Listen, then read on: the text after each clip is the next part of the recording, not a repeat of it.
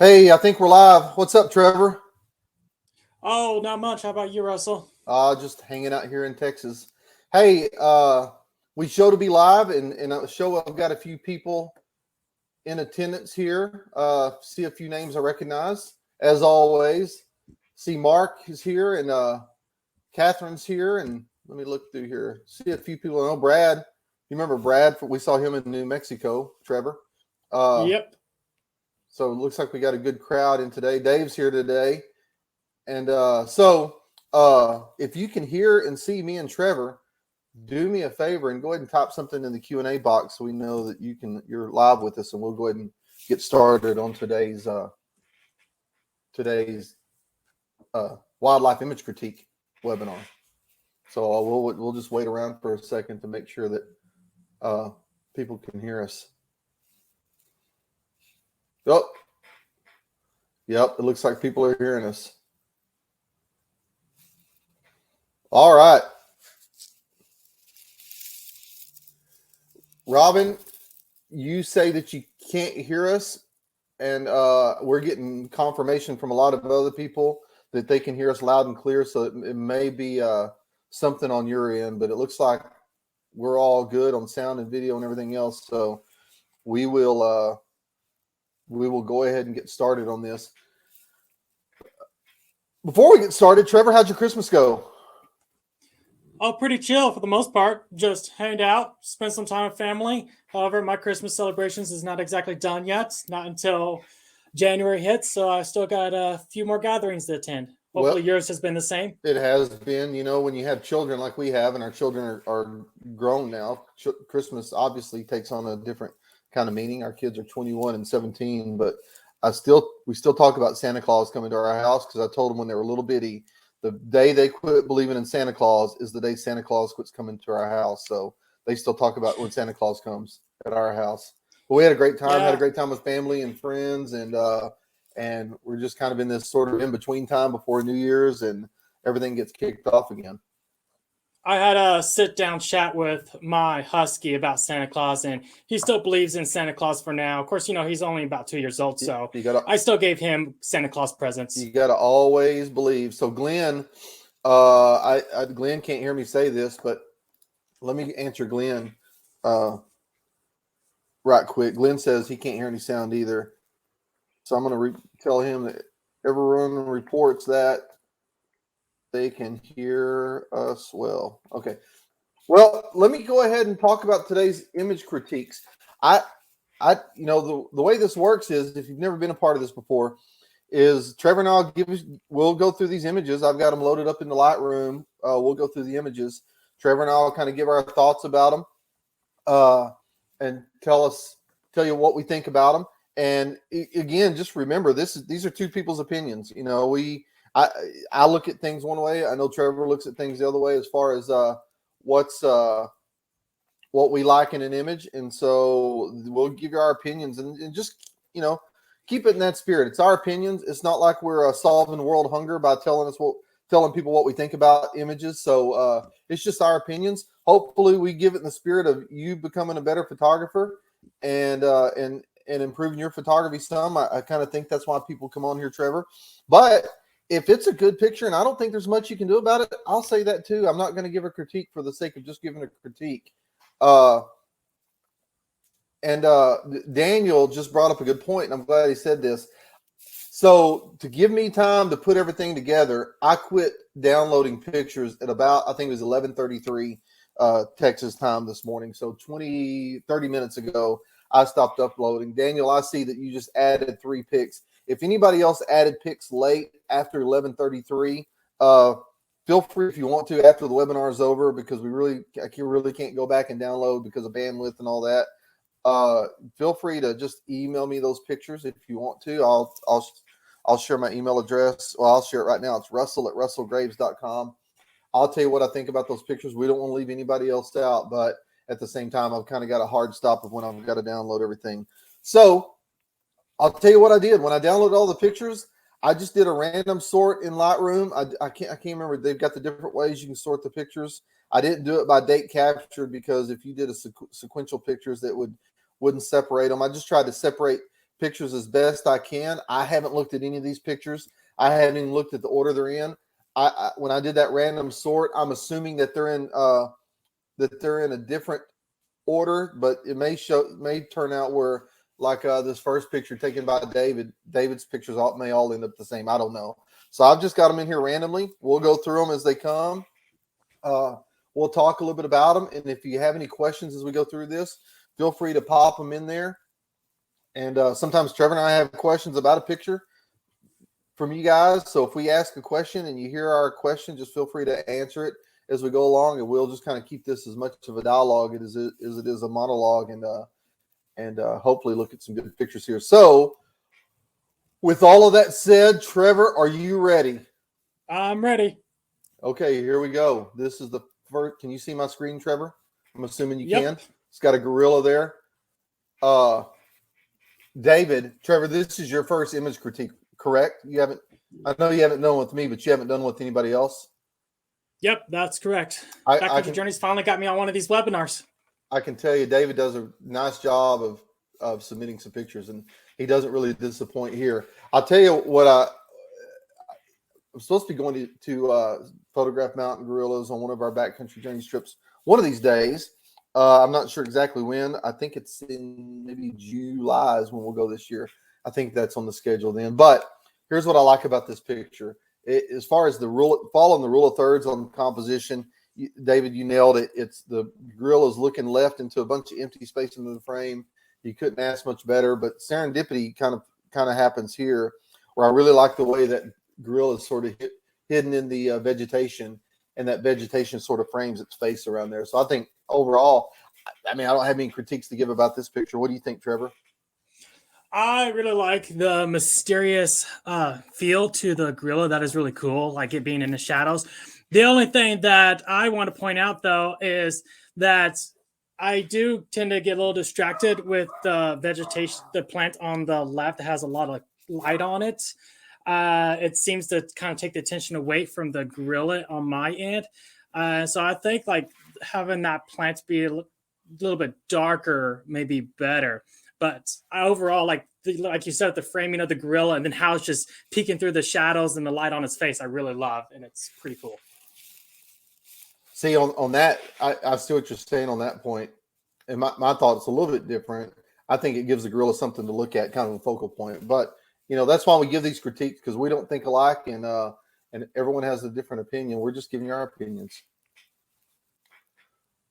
This is a roller. Yeah, this is a roller. That's what I was going to say, but I don't know the exact species of it, but it is beautiful. I'll say the same thing.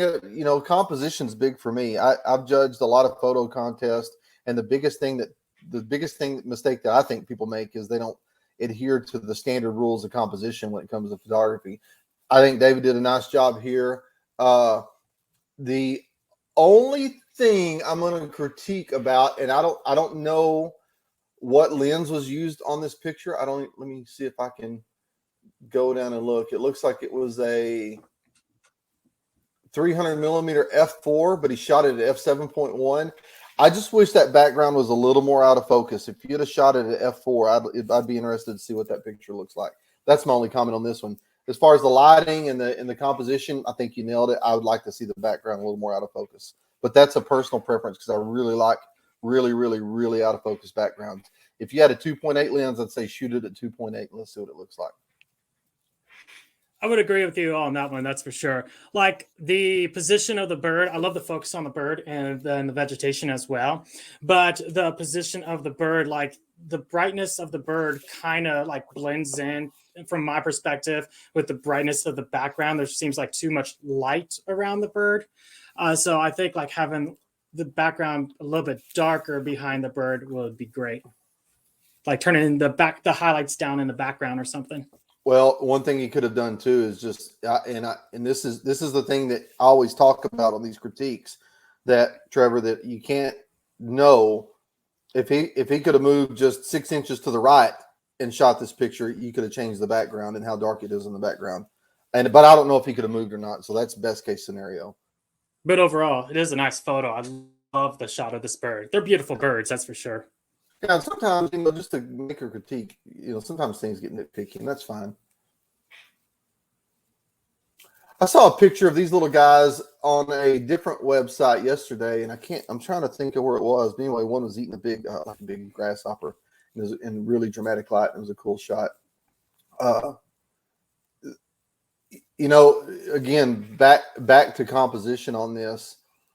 One of the things that I try to encourage people all the time is remember that your camera can be held vertically and think about a vertical composition. I don't know if this was natively a vertical composition.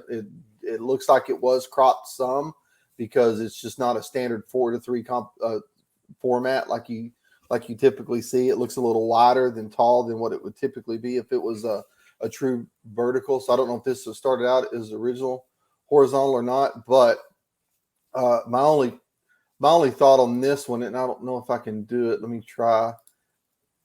Is I don't know if it could it's got a little too much sky in it for my taste. I'd like to see it a little bit tighter and a little bit sort of like that. I think it would look better, but that's just me. Did you see that, how I cropped it there, Trevor? Yep. So that's my thought. But overall, the lighting's great. I mean, like I said, David always brings great pictures to the table. I'm being a little bit nitpicky when I talk about the crop. Overall, I like this photo. I can't see what it says down at the bottom of the corner of the photo, but it looks like a couple of mongooses. Dwarf mongoose, Serengeti. Dwarf mongoose. Oh, nice. Yeah. I'm also curious. Like, it looks like that they're maybe on a termite mound, and I think it'd be cool to also see like a photo of them like interacting with the termite mound, if that is what the case is too. Yeah. But yeah, I'd like that photo. Ooh, blue monkey. Monkeys are always pretty cool to see. This one, it's another one by David George. I talked the whole time about trying to randomize these, but apparently I didn't do a good enough job of randomizing. And the reason why, let me just say this, I just go through and I try not to look at them. I want the first time I see these pictures to be when I look at them on the screen with everybody else. And so all I did was went into the sort part, and I just tried to do a random sort, and it mixed them up. I didn't go back and look at them, so that's why we're getting some of David's. And I can't remember how I sorted them. It wasn't necessarily by date or time, but I picked some random way. But anyway, it's not a bad thing. We just get to see all of David's pictures at one time. You want to talk about this one first? Well, what I like about this one is you do got some action going on with the monkey. You can definitely tell he's eating something there, and he has that expression on it, like almost kind of like a kid that just snuck into the cookie jar, and that's not supposed to. So I do like that about it. The only thing, I mean, this is also just the position of the shot, though, too. But I know there's that little, I can't tell if that's like some buds or something sticking up from the branch that kind of covers part of the monkey's leg. And I think that in terms of the photo, yeah, twigs. Yeah.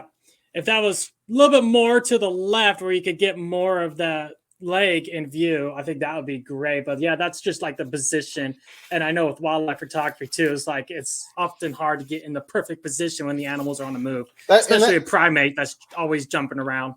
And that's the thing. A lot of times I'll talk about these pictures as what's really kind of a best case scenario, and knowing that, there's so many times you don't have control over what the animal's doing or the situation you're in, because he might have, as far as I mean, I don't know any better. I mean, he might have been in the safari buggy when he took this picture, and there's no way to move. But when given a choice, and I'll preface what I'm going to say by saying that when given a choice, I always kind of like to see what different angles look like. So to me, the one thing that's a little bit distracting to me, and you can't, again, I'm hesitant to even say this. Picture's a great picture. I mean, you take what you take when you take it. And so I think he got it. David, it's sharp. It kind of checks all the basic boxes you need to check. But this is just me being really, really nitpicky. I'm not to me, the tail is, because of the leaves, the tail is a little bit disjointed from the rest of the body. And I just wonder if he took multiple pictures, what did the picture look like a few seconds later, or if he could have moved, what it would look like from a different angle. But again, that's me being really, really nitpicky on stuff. Yep, we got all David's pictures together. This one's nice. That big egret and the cypress. It says cypress swamp. I just wonder what cypress swamp that was. That's a so I do a lot of magazine photography, and that's a picture I would gladly submit to a magazine if I was doing a story over something like this. I mean, the lighting's great, the action's great. It's a regal bird in a regal pose, and it just really it says a lot about where those birds live and kind of the nature of the cypress swamps. You also got the position of the tree too. That's good for the rule of thirds. And then with the egret, you can see there's some space in front of where it's looking to. So it kind of paints a picture of where it's flying, heading to, which is pretty cool too. And like you said, I love the lighting and the color of the shot too. Yeah, this is a home run on that one. Oh, here we go. Did you see the video? I saw a video online this morning of a wolf in Yellowstone standing in the snow and someone's headlights howling. Just a few yards away from the vehicle. Is pretty neat. I mean, the video wasn't great, but it's neat just to be able to see something like that. And it'd be cool to see something like this too, of these wolves on the elk carcass. The only thing, as far as being able to capture that, it's a great job. I'm looking at this zoomed in a little bit. It looks, I wonder if this was a little bit cropped. The only thing, if I put the grid on top of it like that, you can see how everything's sort of center punched. And those wolves are generally facing to the right of the image. I think the only thing oops. Sometimes I do that. Dadgummit. The only thing I think I can't do two things at once, Trevor. Here, let me get out of that. The only thing I think I'd have liked better about this picture is if you could have just improved the crop a little bit like that. You can't, because I understand you want to have the elk carcass in the picture. And, the magpie adds a little bit to it. I don't know if it adds so much to it where you couldn't even crop it more. But I think a crop like that works, in my opinion, a little bit stronger than just having the wolves right in the center of the picture. And I'll go back to where we started. What do you think? Yeah, from my experiences up in Yellowstone and photographing wolves, like trying to get a good shot of wolves, especially like a close-up shot of this, is definitely takes a lot of time, patience, and can be difficult, and also sometimes involves a lot of luck. So having a photo this close is definitely great. But if you did crop in really close on these wolves, like oftentimes it's also great to have a landscape shot of wolves too, because it just paints a bigger picture tells a bigger story of their environment too. No, I don't mean cropping. I mean the original composition. Like if this was the original composition, I think I'd have liked it better if the wolves weren't right in the middle. If they were more kind of down on the third. That's what I meant by that. Not from a crop standpoint. I think it's great that you include a little bit of the background, but just from a strictly a compositional standpoint. I was saying if this image right here that we're looking at is cropped, I think it'd be cool to see like what the bigger picture. I got you. Yeah. Yeah, tell more landscape story too. Yeah. But nice because with a lot of times with wolf photo shots, and I talked to some photographers up in the Yellowstone area that contribute to like National Geographic, and they often mention that oftentimes when it comes to wolves that they prefer shots of like the wolves in the landscape to paint the picture versus like a close-up shot, because oftentimes when it comes to the portrait shots too, it's hard to tell like where they're photographed and just what the environment was like of the wolves. And sometimes having a landscape shot of photography of wildlife is great. But yeah, I mean, if you get close-up shots of wolves too, especially the fact that you do have the carcass here, that is pretty nice. You got some action going on here. That one that's sideways that we see the side portrait of looks pretty chunky, so you could tell they just got a big feed going on there too. Yeah, it's nice job though. It's a great scene.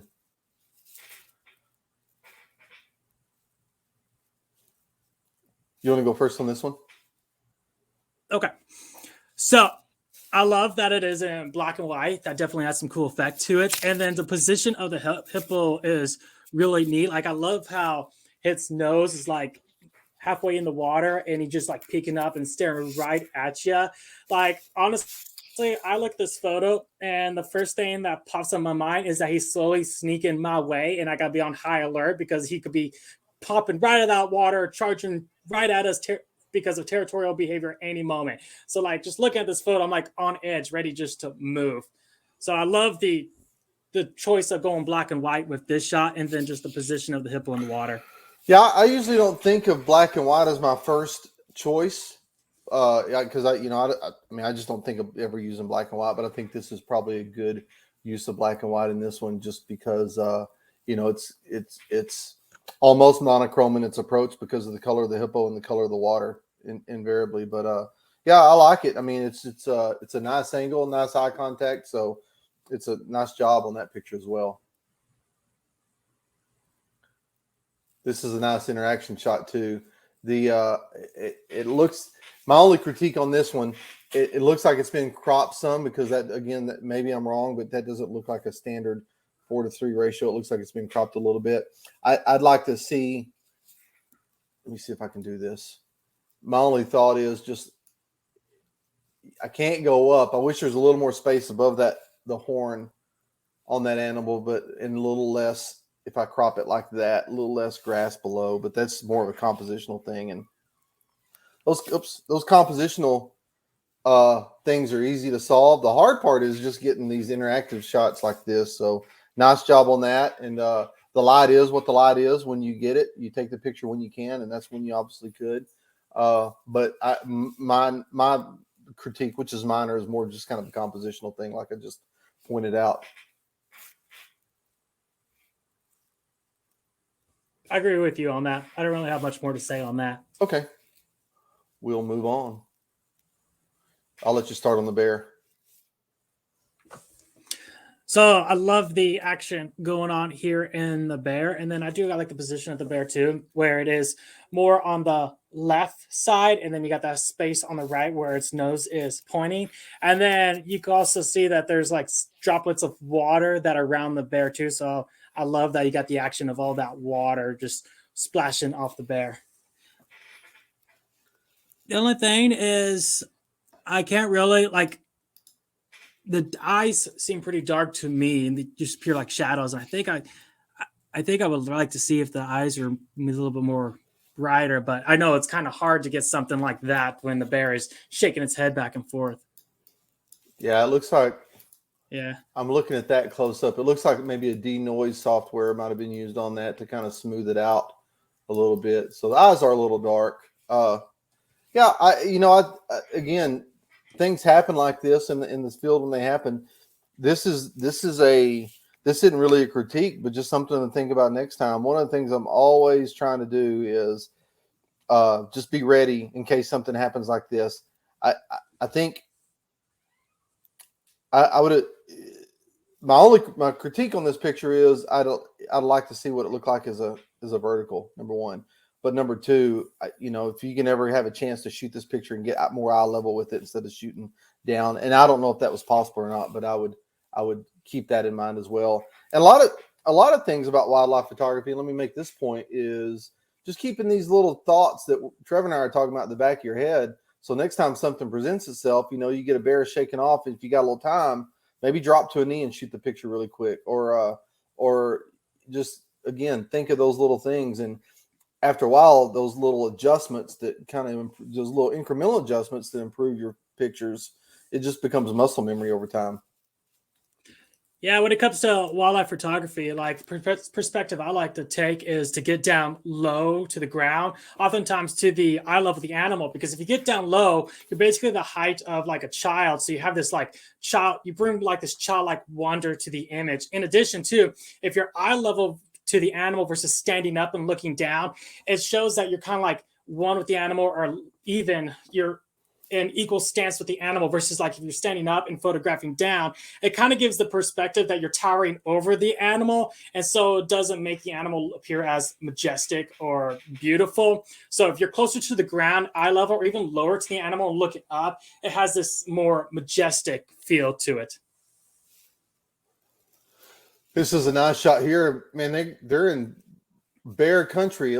got 3 bears here, and it looks like there's a bear over there in the brush to the left. You want to talk about this one first?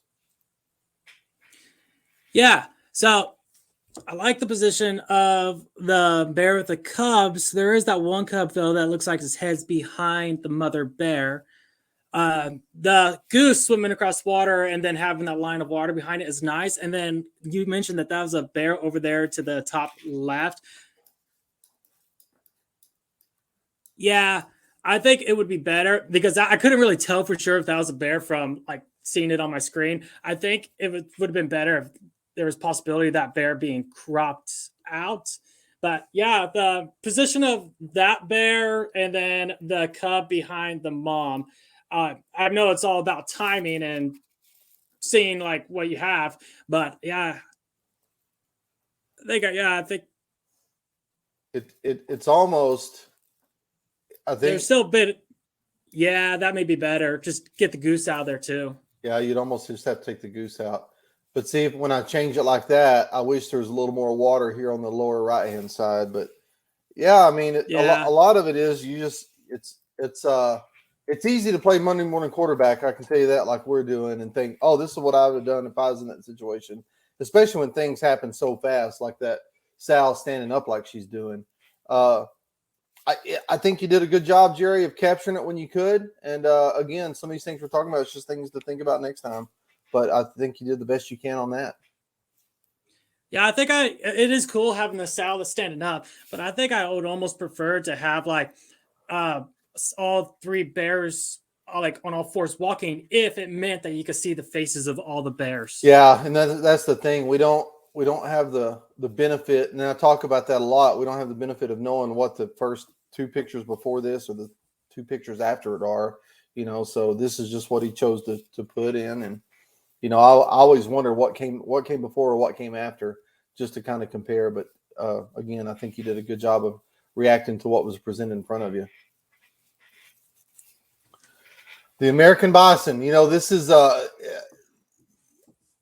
you. If you go to Yellowstone, you'll see these all the time. That's one thing that when we take people to Yellowstone, Trevor, we talk about. They always want to see bison, and we tell them we'll see plenty of bison. But I will say this: what's rare, and I'm critical of myself on this, that bison, because of their color, in my opinion, are hard to get in the right light to photograph them at their best. And I think what this picture, in my mind, exemplifies is I don't know that you could photograph a bison in any better light than what this one is right now, because the light is soft. It makes the background really soft. It brings out the detail in the fur, and it doesn't, it brings out the detail not only in the brown fur on the hump, but also the darker fur that's around the face and around the ears. So just the light that this is in allows you to see just a ton of detail in this animal. And so, we can't always control what the light looks like, but whoever shot this picture, I want to commend them for recognizing when this shot was taken, or for taking this shot when it was taken. And I think from just a purely aesthetic standpoint, it looks good. And and I could wade in the weeds and say the 2 little twigs down by the front leg bothers me, but truthfully, it really doesn't. I mean, that's some people will look at that and think they're distracted by that, but that really doesn't bother me. I think the positive qualities of this image override the fact that some may find those 2 twigs of grass distracting. Yeah, and with the bison too, when they have like the dark eye surrounded by their dark fur, it is often harder to get the perfect lighting where you get the eye to stand out. But in this shot, like I could see the eye completely clear and surrounded by all that fur, which is great. And then also, I do love the colors going on in this too, because the vegetation, it looks like there may be some frost on the vegetation, and having some of that blue color on like the horns and the nose of the bison's face, like it to me, this photo feels cold, like it was a really chilly morning. And then you got some of that vegetation sticking out of the mouth as well to add a little effect to the bison, so you get more of an idea of what the bison is doing versus like just standing and looking. You could tell it's like, oh, this bison is foraging, maybe having breakfast early in the morning, right as the sun was rising up, and it's a chilly morning. These are a bunch of turns. I have two thoughts about this picture. One, and let me look at something real quick to be able to make an educated guess on this. Oops, let me change. Oh, dang it. Hang on. Leave it to Russell to hit the wrong button. Rapid fire. Quick critique. There we go. Sorry about that. I was actually trying to look to see the settings on this one. This one was shot with a 1:500 f4.5 to 7.1, but it's shot at f13. So that was actually going to be my thought. Is I like the group of turns. I like the fact that it was kind of cropped from a panoramic standpoint. I think that is a lot of presence of mind to be able to do that, because that's one of my favorite formats. The thing I don't like, and you can't, let me say the obvious, you can't control where the birds are going to fly to, but shooting at f13, it made that background a lot more in focus than I'd like to see it presently.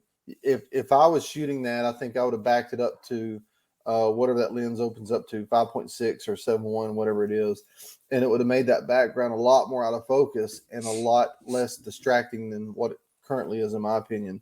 Now, granted, when you lose some depth of field, there's going to be a bird or two, maybe closer to the camera or further away from the camera, that aren't perfectly in focus. But I think that's okay, just to kind of separate that background and take that distraction as much as you can out of the picture. Yeah, I would agree with the situation of the background there too. Like the fact that the birds are pretty much the same color as that pier back there too. They kind of blend in, and it seems a little clutter or chaotic with the birds flying in front of it.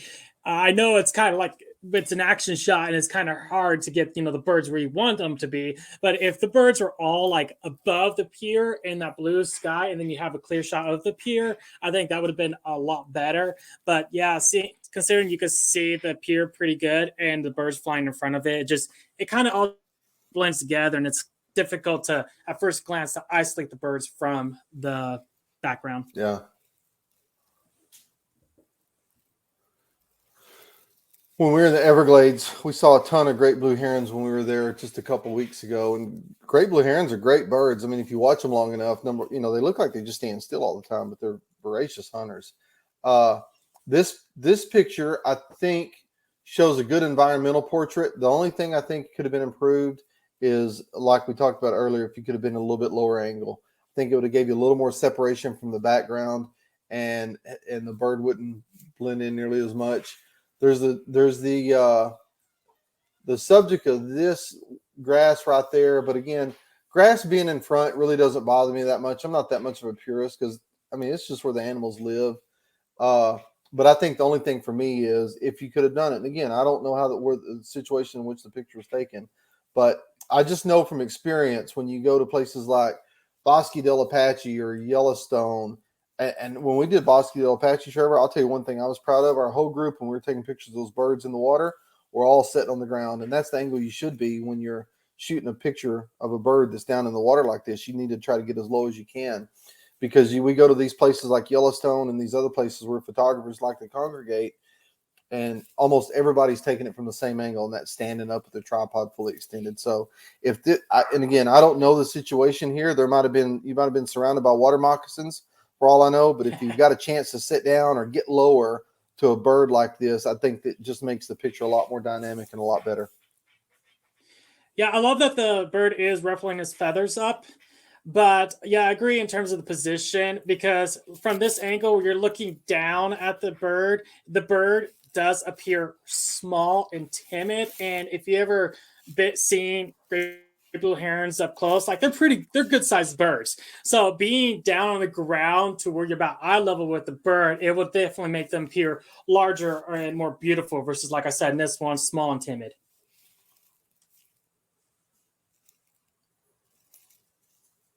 My first thought on this picture is, I mean, it's been cropped to a square.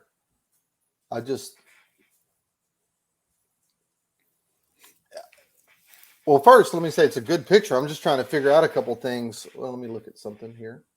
I'm just trying to figure out a couple things. It said this was shot It's a 12,000 pixel wide image, 12,000 by 12,000 pixel wide, shot on a Sony DSC. I'm not familiar with that camera, RX10 M4. So focal length 56 millimeters on a lens that's 24 to 600 millimeters. So I was going to say this thing looks like it was shot at almost a wide angle. So,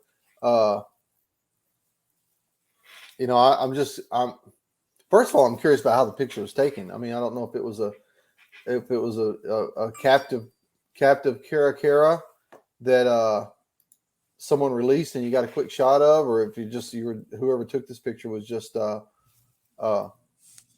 had it fly right by them. Whatever the case is, the lighting's nice in this picture.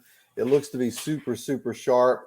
It's an awfully big picture, so it must have been interpolated to some degree, I think, because 12,000 by 12,000 pixels is on the square is an awfully big resolution size. So, yeah, I mean, the lighting's nice on it. The background's nice. Everything's nice. It's just, it kind of took me back, and that's why I stared at it for a while, because it's such an unusual angle, and it's one that you're just not used. I'm not used to seeing on pictures of birds like this.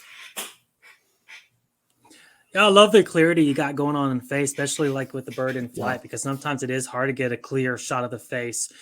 But I do wish that there was more space on the sides of this bird so you could see more of the wings. That I think that would be great, because then you could see have a greater perspective of the size of the bird. But in terms of the lighting and coloring, like when I saw this photo, the instant thing that popped in my mind is like a Pegasus flying over Olympia with the sun shining through the clouds in Greece mythology or something like that. Like how the lighting in this situation is set up. That's instantly what made me think of. And so I think that's cool. And I do wish that we were able to see more of the bird and more of the background because of that. Well, and that's why I'm scratching my head, that 12,000 by 12,000 crop. I mean, it just that doesn't immediately.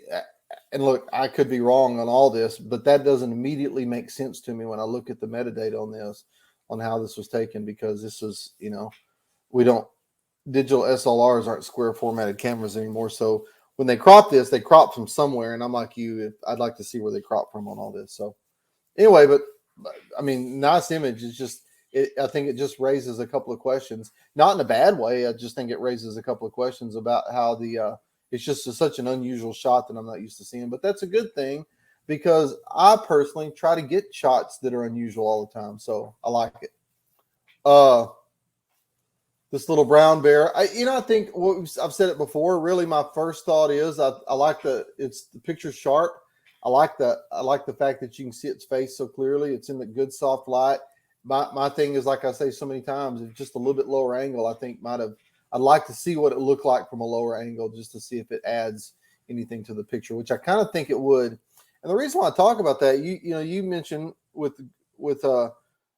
you mentioned before, Trevor, and you're right, a lower angle makes the animal look better. But another thing a lower angle does, if you think about the perspective of the background, the lower the angle gets, the further optically you can shove the background away from the subject, and it just makes the background a lot softer and a lot helps animals stand out on that more. This was shot at f6.3, so it was relatively wide open. It just, if you could have got lower, it made that background a little more out of focus, and kind of took out, if I'm being really, really picky here, take out some of those highlights off the water, just because you're at a different angle and those highlights just kind of go off into space, so to speak. Yeah, I agree with the angle. Like getting down lower, like even in this situation, I mean, if you're far enough from the bear, of course, that laying down on your stomach to get a shot of it would be better. And I also think in terms of like just the image, like having less of the foreground and kind of move the position of the bear lower in the photo and have more above the bear. It's always better if you can get lower on animals like this one here. This is pretty much at eye level. I like this picture. Again, I'm a sucker for this soft light. I think, and I'm being a little bit nitpicky here. I think if I was going to change it at all, to me, that little bit of white in the lower left-hand corner is distracting. I think I'd like to see that it's a subtle change, but I think a crop like that makes it a little stronger image. But again, my cropping sensibilities, and I'll say it again, I shoot for magazines, and I always think about, if you think about this as a magazine page, where does the centerfold crease go?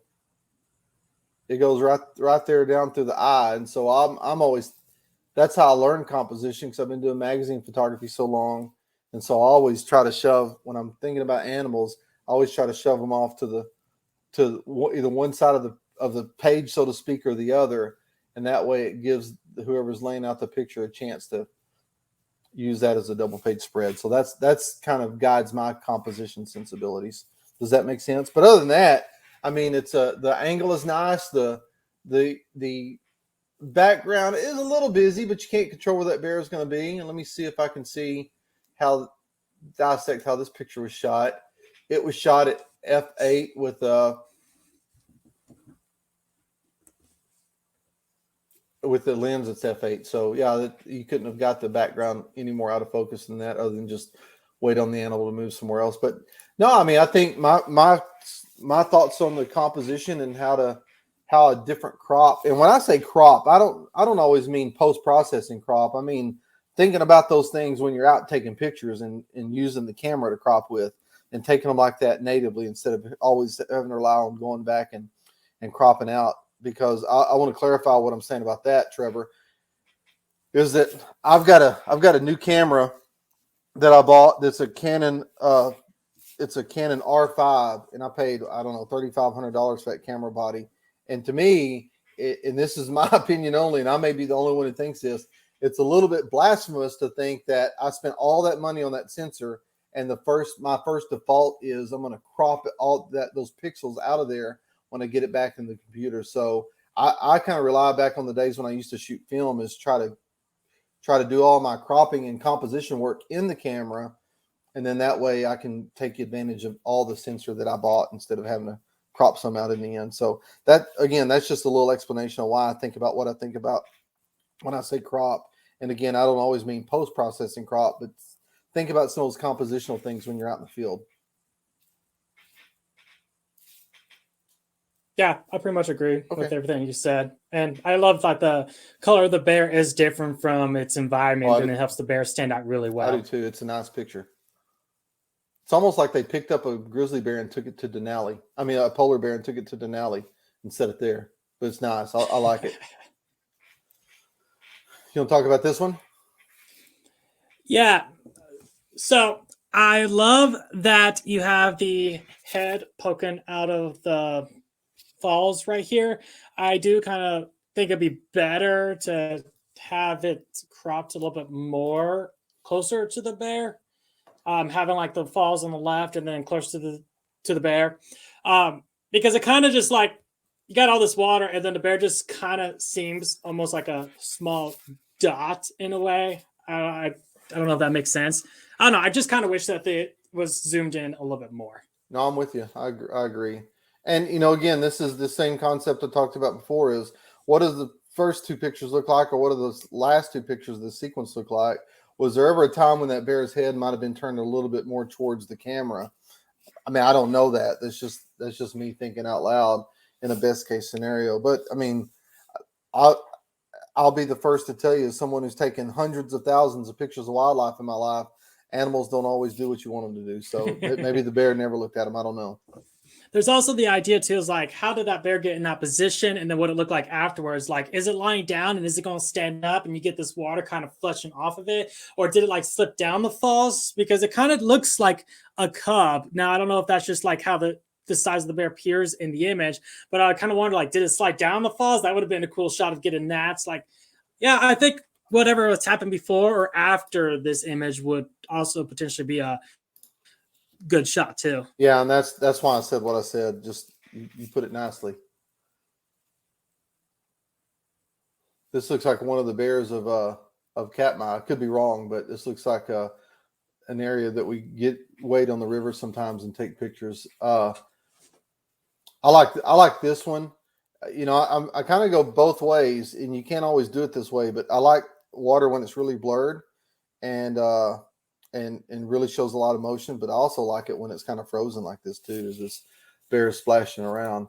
I think he did a the person that did it, I mean, that's zoomed all the way in, did a nice job on getting it good and sharp, and the light is stunning on this one. And I think compositionally it works as well. Again, I sound like a broken record. The only thing I would say is if you had a chance to, and you don't, and this is me being a dummy when I say this. So full disclosure, when something like that happens, you take the picture where you're at, and then. But if you ever have a chance to, if you can pre-visualize things happening and never have a chance to get a little bit lower, I think the picture works, better if you can be lower. Again, but that's the thing. I don't know. I just say that as general default because it's so true about wildlife animals. Eye level or lower is always the best perspective on wildlife when you can do it. And I don't hate to be too critical on this because I don't know the whole situation behind this picture. Yeah, I like that you got all this action in the foreground, the water splash and everything like that. And I think I'd rather see more of that and less the background because that thin strip of the bank right there is kind of distracting. And I think that'd be better if that was like cropped out or something. That too. I like the bank because it gives a little bit of perspective, but I think, and I'm not saying that crop I just did was the best, but I think just using the straighten tool to straighten that edge out doesn't really change the position of the bear much, but it kind of, like you say, it kind of improves the picture a little bit. Yeah, I think if the bank was in the background, I think it'd be better to have more of the bank potentially. Yeah, I got you. But straighten it did help a lot. All right. Oops. Hang on. There we go.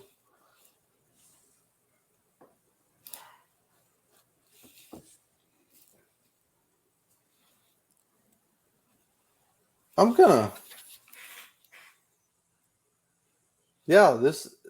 I was just looking at this picture trying to figure out.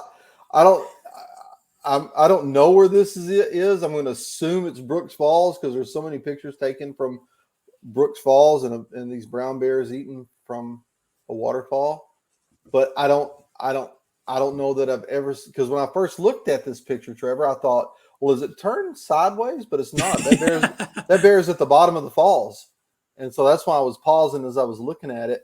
And it's an unusual angle. I mean, whoever took this picture, I commend them for it. It's an unusual angle, and I think you did a good job of mastering an otherwise difficult exposure because the brightness of that water could really throw things off for you. But you got just the right balance of the brightness of the water. Some people may say, get real technical, say, oh, you blew out the water here. That really doesn't bother me much because the focus is in the bear and the fact that the bear looks properly exposed to me. And it's just such an unusual angle and an unusual shot from what I've seen. I don't really have much to critique on this picture at all.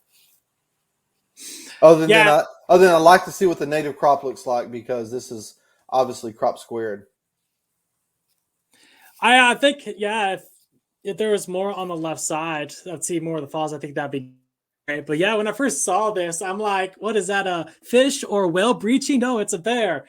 So, but the position of the bear and just like how its head just like coming out of the water.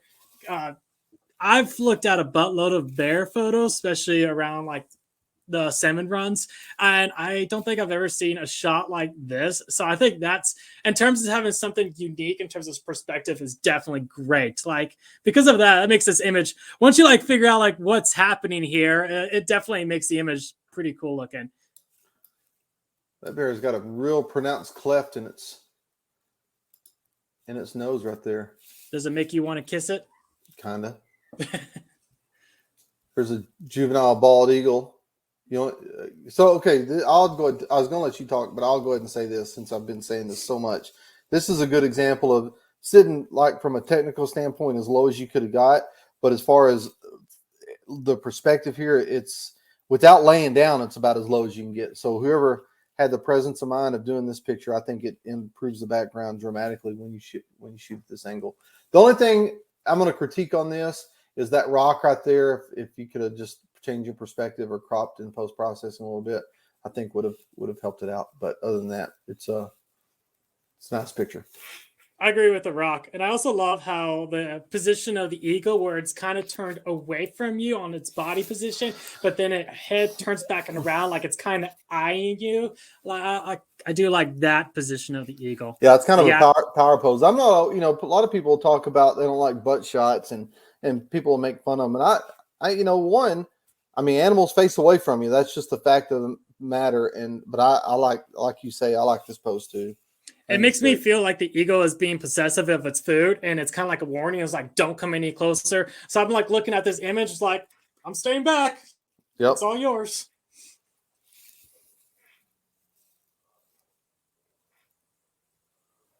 This is the lighting on this shot's nice.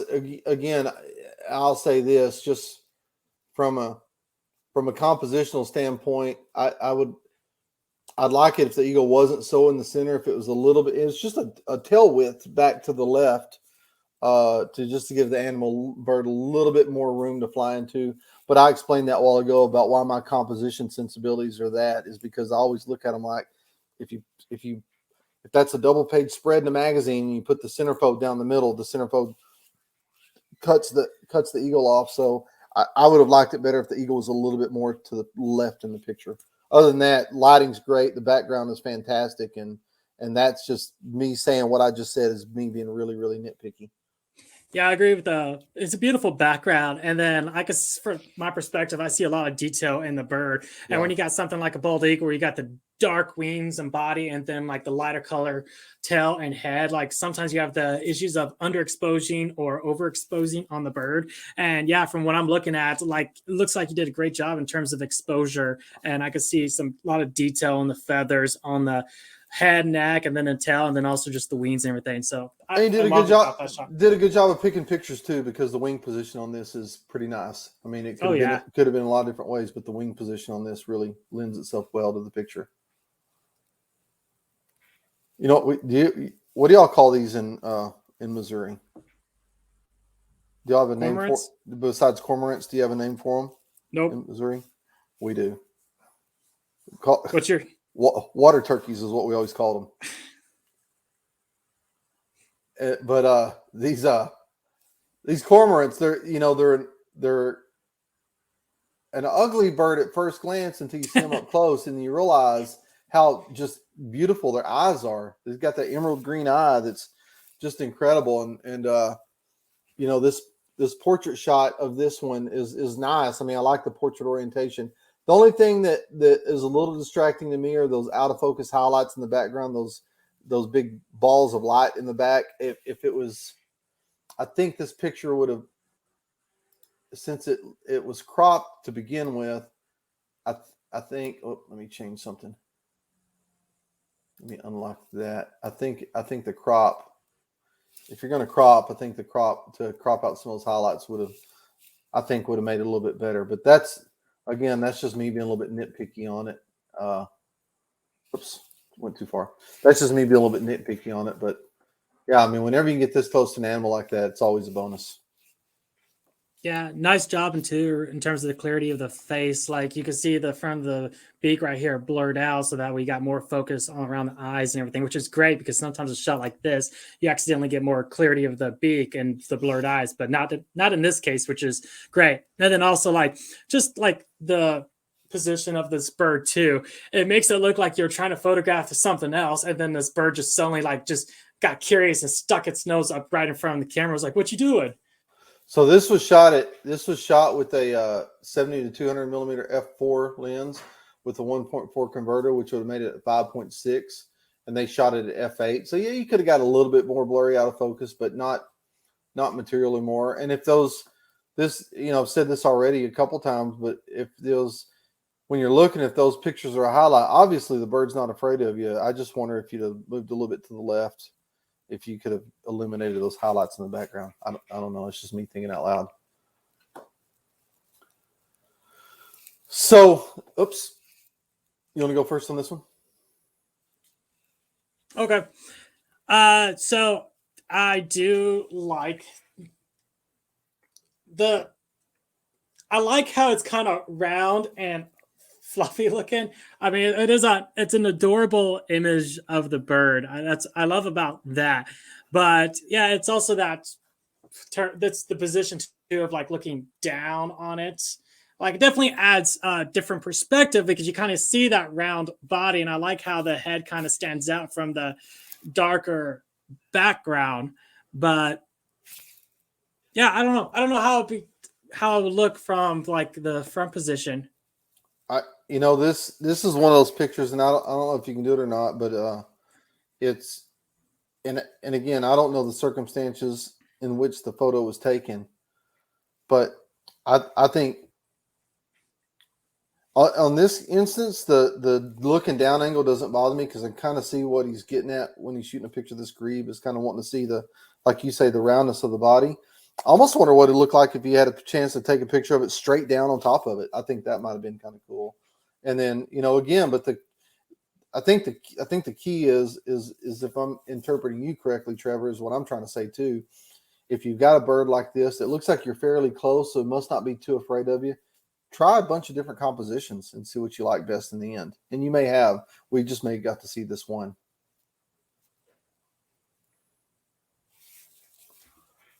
This looks to be a tight crop on it looks kind of like a blue heron. Night heron, maybe? Maybe, I don't know.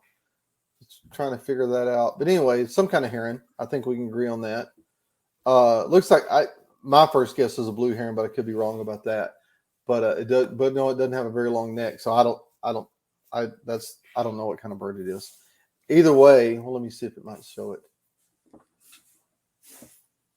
It just says sleepy eye heron in the description. But this was shot with a 70 to 200 millimeter lens. So whoever shot this picture has a great ability to get close to these animals. But obviously cropped because it's cropped square. Super sharp. I mean, it's got a lot of detail in the eyes and the eyelids. So I think it's good there. I mean, I don't have really anything to add or to this picture. I mean, I think it's a interesting shot and it's an interesting composition. I like the abstractness of it all.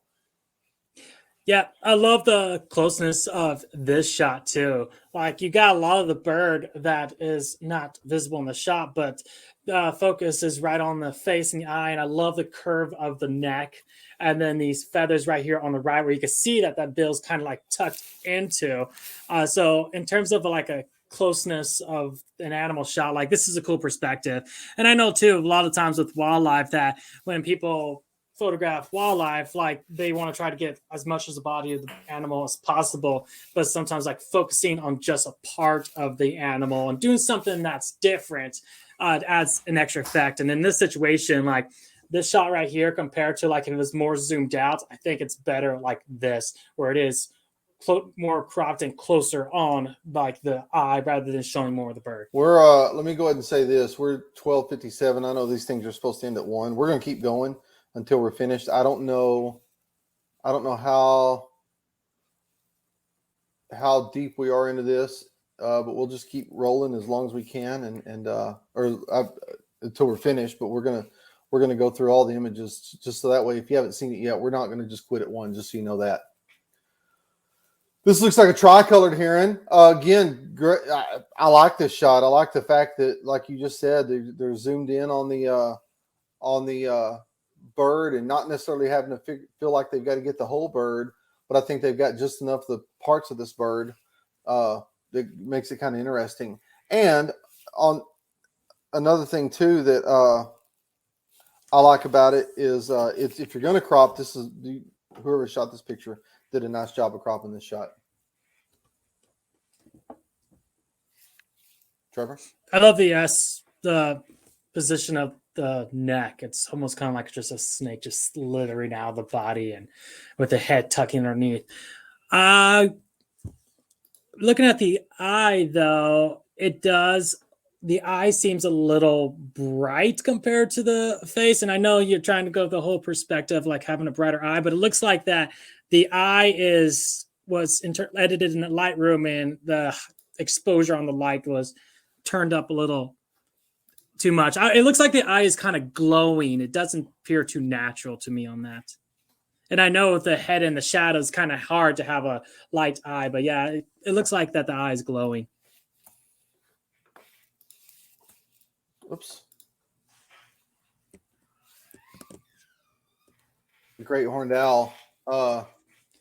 Yeah, I mean, look, so here's my critique on it. It's the composition is a little bit cumbersome because it's flying into the frame and it's really crowded on the left side of the frame. But these things are hard to get. I'm not gonna hack too bad on that part of it just because this might have been the only shot you got of it, and you might have just scared that thing up. And whoever shot this picture, and just that's you get what you get. I'd take it if that's all I got, but just it again, the thing that I'm a little bit curious about is it looks like it was cropped, and so what was cropped out of the image, and that's what I don't know.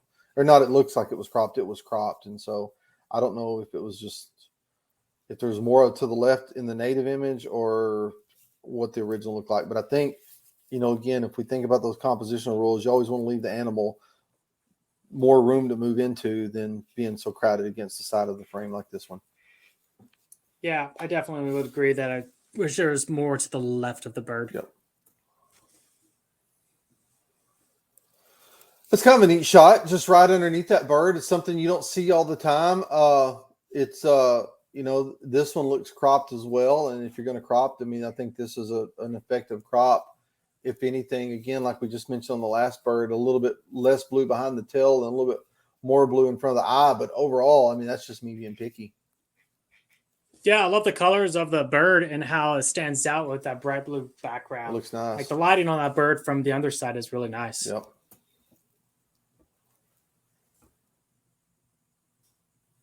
This one was cropped too, and again, from like we just mentioned from like I just mentioned from a compositional standpoint, I like how tight the tail is to the edge of the frame, and I like the fact you got a little more of the space in front of the bird. But this picture was cropped to an unconventional crop as well, and so because it's cropped square, 3285 by 3285, and this so I just wonder, on this hawk, if you had just had a little bit more off to the left, would have been a stronger image, and I think it would have been.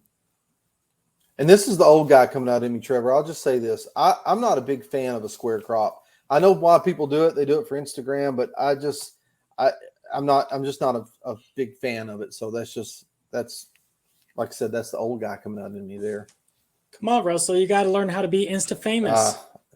Maybe one day, not today, because and I think the reason why I don't like the square crop is we don't see in squares. When I see the world, I don't see a square. It's more of a 4x3 or a wider format, and so that's what I like to see pictures in instead of just strictly a square format. I'll let you go ahead on this one. Jerry's got another image in here. Okay. So I love that you managed to capture a shot of a hummingbird on the nest. That's pretty awesome. Like those are so small nests and they're often hard to find. So the fact you got one is pretty cool. The bird though is a little dark, so it doesn't stand out very well compared to everything that's going around it. It just seems when you first look at it, it just all kind of blends together. And I kind of wish that the bird was a little more brightened up. Yeah, pictures like this are always a trade-off because you got such a bright background. I guess you go in there and I guess you could go in there and selectively lighten the bird. But it's just, first of all, it's a nice job of finding this little bitty guy nested like you did. Secondly, there's some technical issues that are going to be hard to deal with. But yeah, if you could lighten the bird a little bit in there, selectively lighten, it would definitely make it stand out a little more. I'll let you go on this too, Trevor. Cool. So I like that we got some action going on here with the whale, because a lot of times when people photograph whales, you pretty much just got like the back of the animal and then like some water coming out. So that is cool that you do got some feeding action going on here with the humpback. But I think what may be better is if you're able to get more of the landscape in the background. I think that'd be cool, because then you could get maybe like a size perspective on like how big and massive this animal truly is in relation to its surrounding. But I do love all the water splashing up in its mouth, and that you do get to see some of that baleen in its mouth too. That's pretty cool. I was wrestling with it. That's why it was thrashing around in the water. Who won? No, I agree. I mean, whales are hard, and I've photographed whales before, but they're hard to provide any kind of perspective unless you do what you say you did and maybe try to include a little bit of the background just to kind of for scale's sake. I mean, you can kind of see it looks like there's a couple of sea ducks in this picture, but for the most part, the whale gets lost in the overall image because it's such a confining perspective and a confining it's in such a confining composition. So yeah, I think if you add a little more background, it would work well. That guy's got a band. So these look like they're someone had a falconer who's got these, which that's fine. I mean, that's a great way to, if you've got a chance to do that, to take pictures of birds like this. That's all right, because they're so cool to watch someone who does falconry to handle their birds and see them in action like this. So that doesn't bother me. Really, the thing about this is it's that I said it before, but that square crop, I think, creates too much of a confining boundary around this bird, because you got a bright background to begin with. So there's some technical issues on trying to get a proper exposure on this. But I think that the square composition really doesn't help you much any. I think if you had more space to the right of the image, it wouldn't look so constrictive to me, because both the birds are looking that way, but they're just kind of looking into a hard wall, in my opinion. In terms of the background, on my perspective too, I know lots of times it's good to have that overexposed background. You can get more detail on the birds, but I think from this, like, you can maybe turn the exposure down just a tad bit, where you still have that detail on the birds, because the edges of the bird where it touches the white background kind of seems, I don't know, it seems like it kind of blurs together, or I don't know. It's hard for me to say what I'm seeing here, but I think just turning exposure just a tad bit where you still don't lose any of that detail in the birds would be better, because the background is really bright. I think overall in this picture, I think a couple things here. One is from a compositional standpoint, the background looks great. I mean, I think you did a lot of things right here, but the two things I think you're a little bit off that's really noticeable is, number one, I think it's a tad bit overexposed, like maybe about a 2/3 overexposed, 2/3 of a stop. And so you're getting the wings are a little bit bright. And I think the white balance is off on this, because on my screen, it looks really, really blue. So I think the white balance is off on this a little bit. The head also looks overexposed from my perspective too. Yeah. So I don't know how much I can work on this, since it's maybe a little bit. I don't know, somewhere. I'm just doing something really quick, but I think that makes it look a little bit better, I think. What do you think? Yeah. But I think the white balance and exposure is off on this one a little bit. So you might go back and take a look at that in your original image and maybe tweak that a little bit. I like this shot. The only, again, I talk about composition a lot because I think it really matters. And it seems like sometimes composition is a dying art form. But I think a composition like this would have been a little bit stronger, just to have sort of a balance between the thermal feature and the bison, and really not much else in that picture. It's a great pose, but in my opinion, I think there may be a little bit much here in the foreground. I think just a tighter shot would have been advantageous in my point of view. I agree. I love the silhouette of the bison, and then I love the thermal feature that you have in the background and how it kind of just blends in with the sky.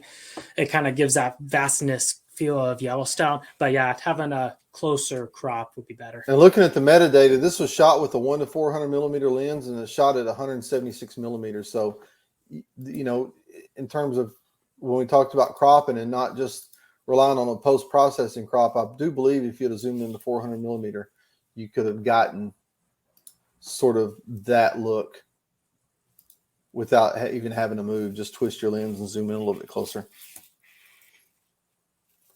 That one's nice. You think we'll see any foxes when we do our Yellowstone trip in about a little over a month now, right? Or about a month? I can't remember exactly when it is, but I know it's coming up. I know it's in the winter, and I know it's in Yellowstone. Those are the two things I know for sure. I bet I see 3 foxes, and all 3 foxes you're looking the wrong direction. Probably that's what's going to happen. No, foxes in the snow are great. I think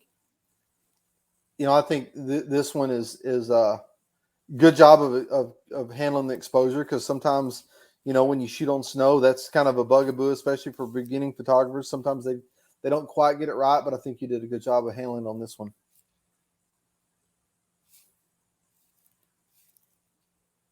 You still with us, Trev? Yep, I'm just looking. Okay. Yeah. You were being real still. I didn't know if you froze or not and was still with us. Oh, the snow looks a little gray to me. It may be a little bit. It's they've got exposure compensation dialed in. And it may be your screen too. It may be just a variance in screen, because here it's a little bit of gray in the background, but as far as the foreground, it looks pretty white on my end. So it may just be a little variance there. I don't know if yours is wrong, your monitor's not right, or my monitor's not right, or maybe it's a combination of us just looking over it. I don't know. But anything else you want to add? Not a whole. The great thing about red foxes in the wintertime is that they do stand out in the snow, which is really great. But for this, I think it'd be cool to, if you were able to keep an eye on it, if it's just moving around hunting, just wait for it pounce, and that'd be a cool shot. Yeah. This was shot with another thing I do too. This was shot at it's shot with a 1 to 400 millimeter lens, which goes to 5.6 at f11. I'm a fan of shooting it more wide open to get more out of focus on the foreground and the background. So that'd be my only thought there, is just try to shoot with those. When you're shooting wildlife, I like shooting with the lens as wide open as you can. You want to talk about this one?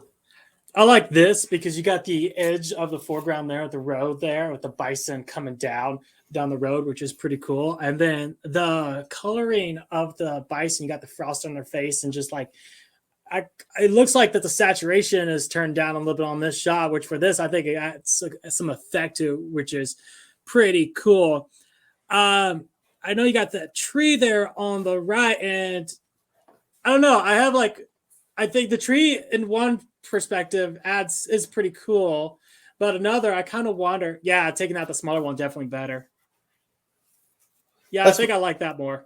That's my thought. But it is cool, how it looks like if you keep walking, the bison just came out of the void or something like that, which is pretty neat. I don't know who took this picture, and I don't know where it was taken, but I saw a scene eerily similar to this when we were there a couple of years ago at the Midway Geyser Basin. No, not Midway, at the Lower Geyser Basin. I'm sorry. Right before you get there, that big flat area before you get to that basin. Mm-hmm. And it was in that area right there. And they were just coming right down the road. So I don't know. I'll let you go on this one too if you want to go first. Okay. I would like it if the eagle was positioned more to the left. You had all that space to the left of it, but I would rather have that space in front of it if the direction it was looking. I think that'd be better. Yeah. And then maybe trying to get down lower and having that background blurred out would be better too, because all that gravel and everything in the background does kind of take away from the focus on the bird. And I think more of a blurred background, and then the position of the bird to the left would be better. No, I think that's the key to this whole thing. And this was shot at f8. No, I'm sorry. This has a max aperture of f8, and it was shot at f11. I think I'd just shoot at f8, and you'll get more background out of focus, and it makes that, what Trevor's just talking about, a little easier to achieve. It's kind of cool. Sort of a high key shot with the ducks and the one feeding in the background. I mean,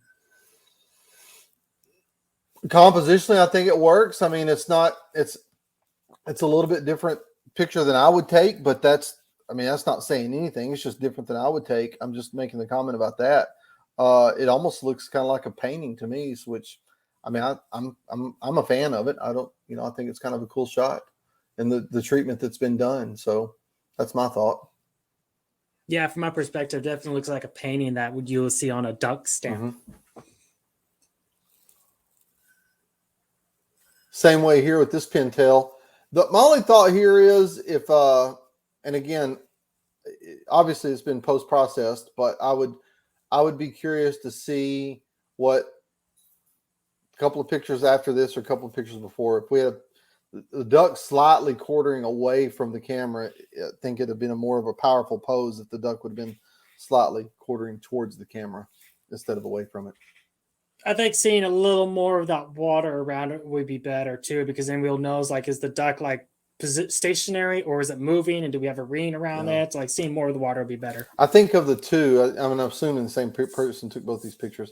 I think this, to me, with the reflection and the pose of the duck. I think of the two, this is, to me, that's a stronger picture. I second than that one is. Oh, here's some wolves again with some ravens. Yeah, I mean, I think it's got a lot going for it here. It's the eye contact with the photographer is good. The only thing that really doesn't bother me, that's too strong of a word to use. I mean, this guy here, I wish he was either there or not, fully there or not there. This raven in the lower left-hand corner. But again, it's always hard for me to really be really critiquing of pictures like this, just because I know how rare they are to get. I mean, of all the times I've been to Yellowstone, I mean, it's just I've never seen any wolves in the snow that close, and that's spending, I don't know, I might even say hundreds of days there. I mean, maybe not hundreds total, maybe not hundreds in the winter, but the fact is, I just know this is a rare sight, and so. It's hard for me to say, well, I'd have done this different or that different. But other than that, I mean, if you wanted to get rid of the raven, it's black and white. It'd be easy enough to clone out if you wanted to. In terms of snapping the shot in general, I think it'd be great if we were able to see what the carcass was, and then zoom in when you actually capture the photo, just zoom in out more instead of trying to focus so close on the wolf. Zoom out more and see the carcass, because the position of the wolf with the birds around it is pretty cool, but having the carcass and to tell the story, it adds effect to telling the story. And I know carcasses, sometimes you get more ravens, magpies, maybe even a couple bald eagles on it. And so I am curious, what was the carcass, and was there anything else on the carcass? And having the effect of this wolf trotting down and then all these birds suddenly scattering, I think it'd be cool. So I think in this case, zooming out when you took the shot would definitely be better. That's what I did there was just a real kind of a quick fix. I don't know if that makes it any better in anybody's eyes or not, but I just cloned out that bird real quick and cropped it a little bit tighter on that one bird. But this is I'm looking here. This was shot with a 1 to 500 millimeter with a 1.4. So yeah, I mean, you could, if it was shot 1 to 500, you could have cropped out a little bit, or you could have zoomed out a little bit to get more of that. So, yeah, good comments. I like this over the shoulder look of this coyote here, and I like the fact it's in really deep snow. I think it's kind of cool. And then it's kind of panting too. Yeah, if anything, again, I'm just gonna do a really tight crop like that. And just to show that from a compositional standpoint, I think it's better, again, like we keep talking about, is giving the animal more room to look into. You always want to bias, even though the animal's headed to the right in the picture, he's looking back to the left. And so you want to give more room where he's looking as opposed to where he's going. And that's why I did that really tight crop right there, just to kind of demonstrate that. And you can see the difference there. I think giving the animal a little more room to look into the left is advantageous as opposed to having all that white space on the right-hand side. Yeah, when I look at this photo, I'm going to go directly at the face, and then I'm going to look where the eyes are, which is pretty much going right down its back, like the Flintstones, and then poof, off the edge of the screen to the left. I'm not going to pay any attention to that white space on the right because that's not where it's looking. My eyes are going to go where it is focusing. So having a tighter crop is better. I think that's I think that's a better composition than it was before. Great shot. I mean, as far as the exposure is concerned and the action, really nice action. I love the fact that you can see all the snow flying up around the coyote. But and I think there's a lot of mystery here too, as far as what the coyote's looking at and kind of, what's going on there. But I think it's a neat shot. I think it could be just tweaked just a little slight improvement. And that's the thing. That's really I think the takeaway on most of our comments that people can take away from this is I would argue 95% of what we said, 98% of what we said, 99% even of what we said are really, really, really simple tweaks. It's not having to go back and reinvent the wheel. It's just making these slight little tweaks like the composition that makes all the difference in the way the photo looks. Jerry, moose, that's my bugaboo, and you got 3 of them in the same frame, which I like. There's a lot I like about this picture. It's I like the fact there's 3 moose in it. I like the reflections are nice. The angle in which you took this shot is nice. Honestly, I don't, I guess you could have a little more room off to the right. I guess if I'm being really, really, really picky, but I don't want to be that picky when you've got this picture here. I'm looking at the metadata. It was shot at 400 millimeters. That's what it shows here. So yeah, I mean, it's you're pretty close to these guys to shoot them with 400 millimeters. So, which I'm showing here, it says you shot it with a 70 to 200 millimeter lens. So I'm guessing there was a 2x extender on it. It just doesn't show it in the metadata. It just says it was shot at 400 millimeter, but it's a nice picture. Good job. Good job on the depth of field to get all 3 of them in focus as well. And the position too, like being really close down to the water. That is really nice. And then, yeah, the photographing moose too, one difficulty you will often have is like underexposing the moose and not get much detail. But in terms of the exposure on the moose, it looks great. No, it does. That's why I'm saying I don't have much to say about that. And look, you're just rubbing that into me, aren't you, Jerry? Look at that nice bull that you shot a picture of. Same thing here.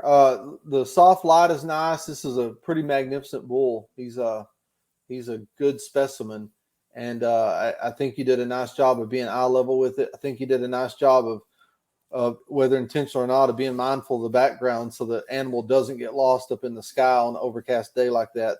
The worst thing for a picture like this is to have a lot of sky in it because it's just it just sucks the color out from it. But you've got a good, nice, soft background behind this one. It's a darker background in the upper parts, which helps separate the antlers from the rest of the image. And I don't have many critiques about this at all. It just looks pretty nice. I also love how it's cropped too. Yeah, it looks good. Here is an osprey. I think, it's other than what we said earlier, it's just you're crowding the birds got a little bit too much crowding over on the left-hand side of the picture. I can change this somewhat, but a crop where you got more room in front of it and less room behind it always works best when you've got animals looking in motion. But I sound like a broken record now because we've repeated that quite a bit today. Yeah, I know in terms of when the osprey dive too, like they move quick and it's hard to get a shot like this. So kudos for managing to capture this. Yeah. It would be cool too if you have any other photos where the bird is in frame where you actually got to get in going into the water and get that splash up. That would be neat too. Or even like seeing too the bird emerging from the water, the fish in his talons if it was a successful catch. But just in general, like this shot is really great shot. And like I said, like when they dive fast, and it is often hard to be able to get a bird completely within the frame like this, especially at like those final moments before it goes in. One thing you can do, and I do this a little bit, and I'm looking at the metadata here, and you could have done on this one. You shot it with a 1 to 500 millimeter lens, and the focal length is 500 millimeter. One thing that you can do is just loosen up on the zoom just a little bit, maybe 450 millimeters, for example. And that way that gives you a little bit more room to kind of frame the bird in the image and a little bit more room if you want to crop after the fact to give it a little more pleasing composition. You can do that as well. And I do that a lot, especially when I'm shooting birds in flight with the zoom. Just shoot them a little bit loose, and it's always easier to go back and crop because, believe me, as someone who does birds in flight quite a bit, it's hard to get right all the time. And my comments are you're to be commended for capturing this, like Trevor said. And my comments are being a little bit nitpicky. Oh, wait, there you go. I think I like this one's really great because you get a lot of great lighting on the osprey, and yeah, there's not really any shadows. Like the face is lit up really well. I love the water dripping off the bird and the fish in the talons. Like that's pretty cool. I don't know if this is the same person, but these are, you wanted a picture of a osprey catching a fish. I'm not sure. This may be the same person. It was shot with two different cameras according to the metadata. This was shot with the Canon R5. This was shot with the Sony A7R4. It looks like. I think that's what that's telling me there. But yeah, it's everything you said. I agree with. It's nice. I also like that you can see the eye of the fish too. So, and it looks like it still has the eyelids over the osprey, which is neat. That little nictitating membrane. Yeah. Huh. All of a sudden we got a lot of osprey pictures. So this one was shot. So whoever took that picture took this picture. I'm guessing it's in the same sequence because this shows to be shot with the exact same camera as the other one, according to the serial number I can look at. But yeah, I mean, I think the comments on the first picture in this series my comments are essentially the same as are on this one. Just nice job of capturing the animal. Just, if you can, this one is a little better in terms of being mindful of how much room it's got flying into. But look, again, like I said at the very first, it's not like we're solving world hunger with our comments. I mean, take them with a grain of salt. They're just our opinions. But I think overall the set of images we've seen are nice today. It's just, I think no one learns unless we make a few comments. So that's take my comments for what they're worth. A little nitpicky thing about this image, though, which it's kind of hard to change this because it's all about the position of the bird. But like, there's a lot of light on its butt and legs, and that's kind of where my eyes focus. Yeah. I do wish that the position of the bird was kind of flipped around, where you got the head facing to the right toward the light. But like, that's something in this situation where the bird is moving really quick. It's kind of hard to control and everything like that. I was just noticing if my beard gets any grayer, I'm going to make a pretty good Santa Claus, speaking of Christmas from earlier. Oh, another osprey, 4 in a row. I like that. I like how the head is lifting up in the light, like seeing the brightness of the eye right there. That's pretty cool. Then the position of the wing, like how just angles up, is really neat. Like, I don't know if I've seen an osprey shot where the wing stretched out up like that before. That's pretty cool. I think that's a good sized fish. I think of the series, that's probably the strongest of them. Yeah, I really like this one. Like you get the face and the eye that's in the light. The position of the wing's cool. That's a nice sized fish that it has, and you even get some of those water droplets coming off the back end too, which is pretty cool. Did you see where I tightened the crop up just a little bit? Yeah, which makes it look better. I think it does. And there's the original, and then there's kind of what I thought made it look a little bit better, just a little tighter. Again, all these things are subtle, but they make in the overall scheme of things, they make a huge difference. That's a nice shot of this barred owl. I think looking at it on my screen, I think the exposure may be off just slightly. I think it looks a little bit overexposed, but I don't think greatly so. You got kind of a balance between the backlighting coming through the wings and keeping some detail on its face. I just adjusted the exposure on that by just about a quarter of a stop, and I think it makes a little bit of a difference. But I'm probably biased on this. I like the composition. I think it's cropped well. If it was cropped, if it's a native image, I think you did a good job on capturing it that way. I've got a lot of barred, you know how I am about barred owls. I've got a lot of barred owls on my property, and I'm just a sucker for these guys. So anytime I see a nice picture one like this one, it's hard for me to be very critiqueful of it. I think having a bit of a darker background or a more of a out of focus background will make this image stronger. Yeah, let me see what they shot that at. It was shot at 560 millimeters. It was as wide open as they could get it at f4 is where they shot it. So that's just a function of how close the background was to to the bird. So that's the best they could do in that circumstance on the background. But I see what you're saying though.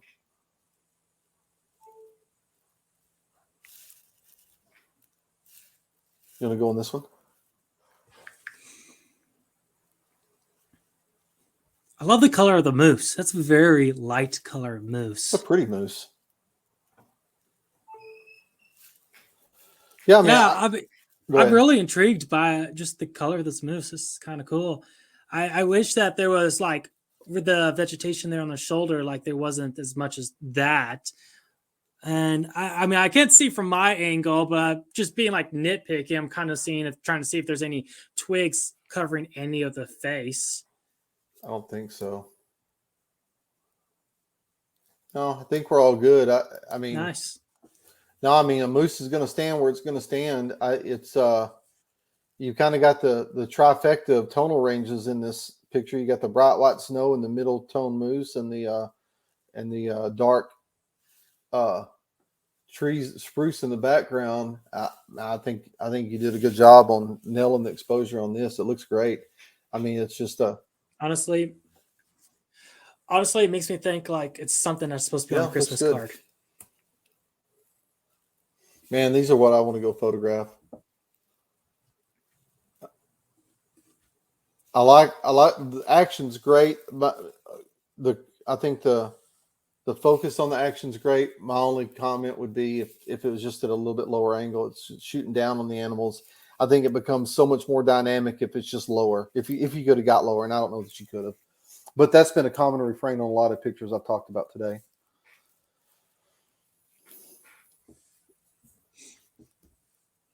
Yeah, I pretty much agree with you on that. Oh, you know how I feel about rodents. I like rodents. You know, this picture is, common scene. It looks a gray squirrel. I think really on this one is just a tighter composition would make it a little bit stronger. I'm trying to see. This was shot with a 40 to 150 millimeter lens at I guess with a 2x, so it shows to be shot at 300 millimeters. So you're about as close as you get optically. I think just a little bit tighter on it would have been better. And again, I know I'm going to sound like a broken record, but a lower angle would have been advantageous. But this looks like a shot that might have been just walking around, and all of a sudden it happened in front of you that quick with it scratching in front of you like that. So you just take what you can get when you can get it. But again, I don't know that I'm saying to change any of these pictures. You can't go back and change them, but just something to think about in the future, that if you ever had a chance to shoot at a lower angle on any animal, it's always better. I have nothing further to say. Okay. You pretty much covered that one.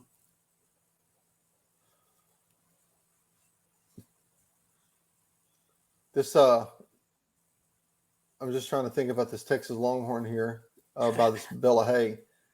I was going to say something else about a Texas Longhorn, but it requires a long story, and I don't know that we have people who are willing to sit and listen to my story about Texas Longhorn. So I'll save that for another day.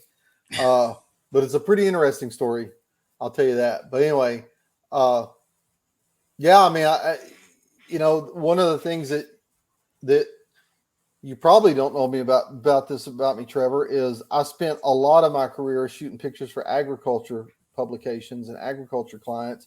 And so I've done my fair share of cattle photography. And so I know a thing or two about taking pictures of cows, and that's the absolute truth.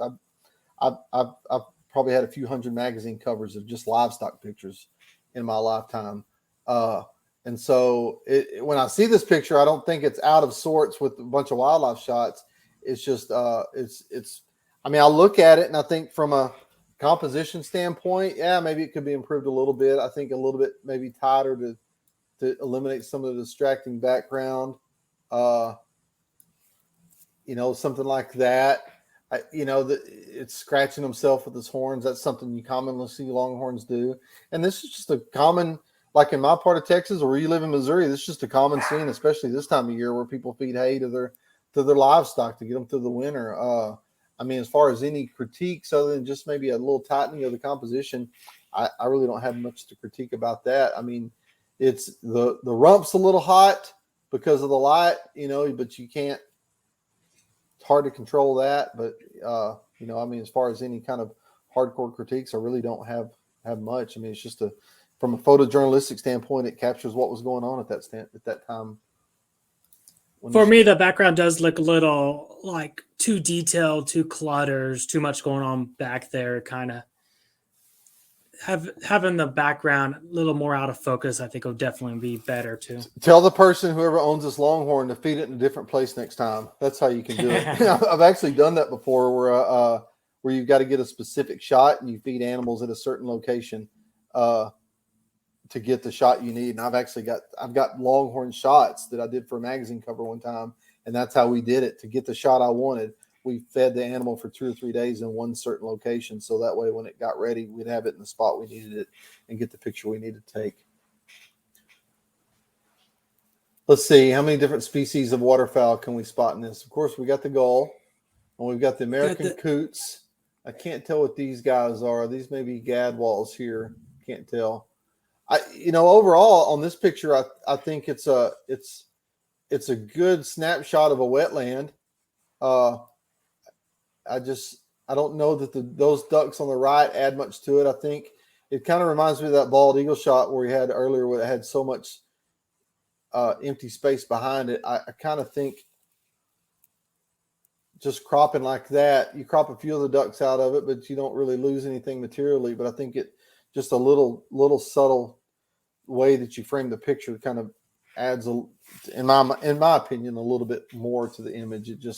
It takes out some stuff you don't need, like this foreground, and puts the emphasis more on the bird, the gull in the foreground, and it's, the habitat in which it lives. Yeah, I also like how there's like nothing overlapping the gull either. Like the gull stands out from the water too, which is nice.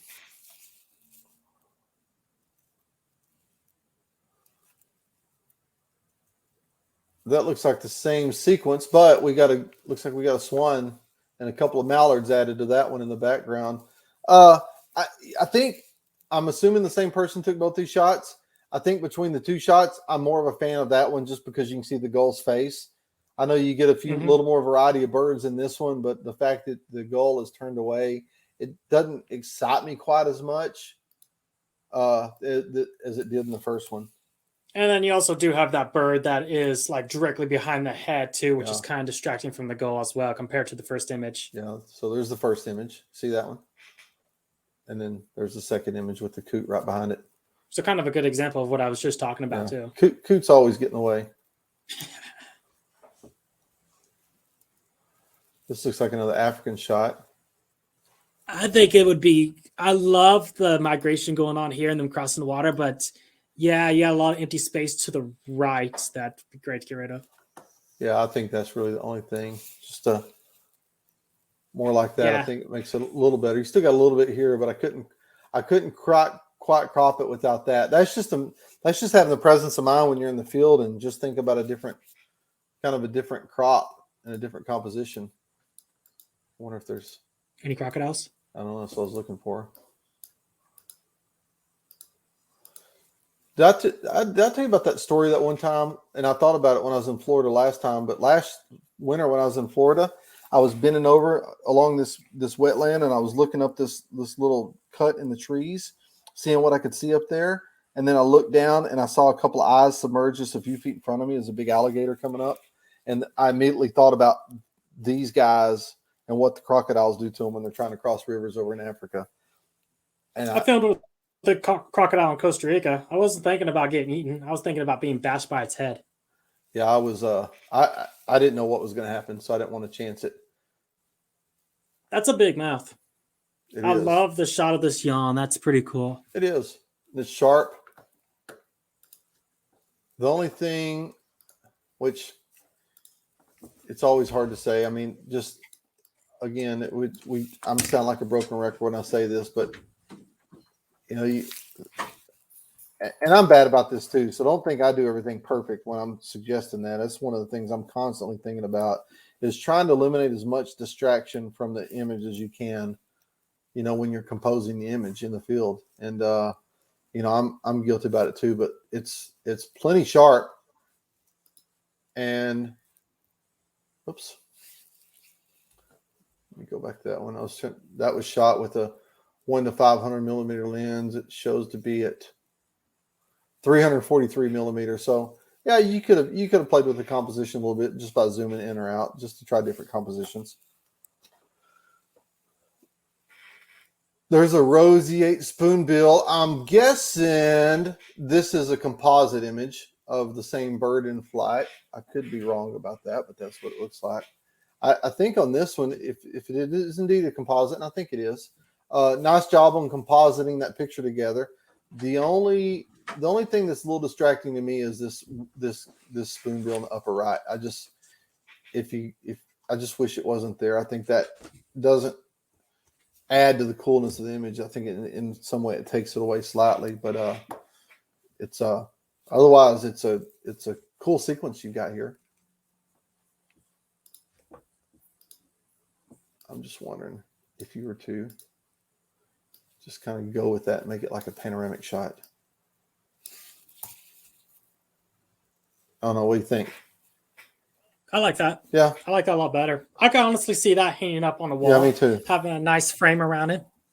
I think so too, because it does eliminate that one in the upper right that I'm not a huge fan of. Yeah. And then also it kind of distracts. It isolates it more against the it isolates them against the background more. This was shot wide open at 2.8, so you couldn't have got the background any more out of focus. But I think I think that crop right there really kind of adds to it. And I think you're right. That would look pretty nice as a frame print on somebody's wall if you just cropped it like a panoramic. Yeah, like especially with the position of the birds too. It's like you're reading it from left to right, just slowly, studying it. I did a composite shot of a barn owl. It was like 15 shots in it of a barn owl flying. And when my kids were little, I'd show them that picture and tell them it was a flock of owls that I saw.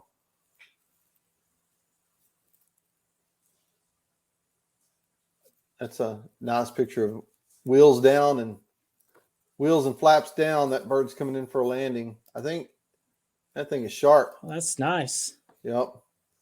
Looked like a dinosaur when you zoomed in on his face like that. I know. Those are such cool. It's kind of cool. It is such cool birds.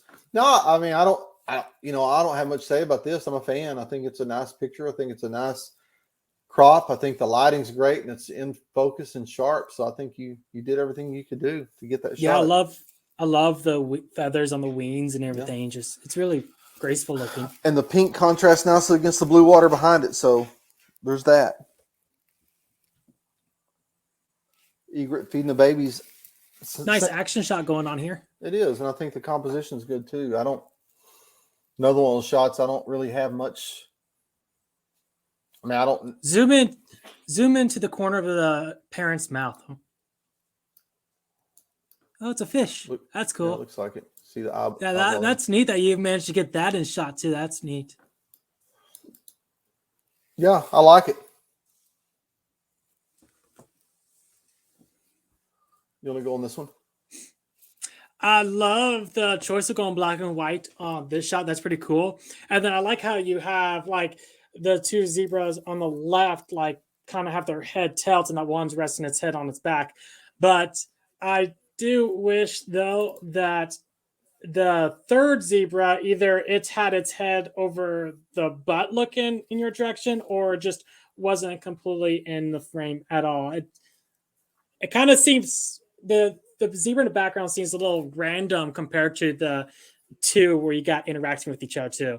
That's kind of something that you can't really control. It's all in the position of zebra. But yeah, like if that was eliminated, then I would love the shot a lot more. The position of the zebra in general is cool. I'll agree. And that's one of those things that 2 pictures before, 2 pictures after, did the other zebra ever move and what that looks like. I think we're down to our last 6 pictures here. So I don't know if you saw me peek at that when I looked a minute ago, but we're almost done here.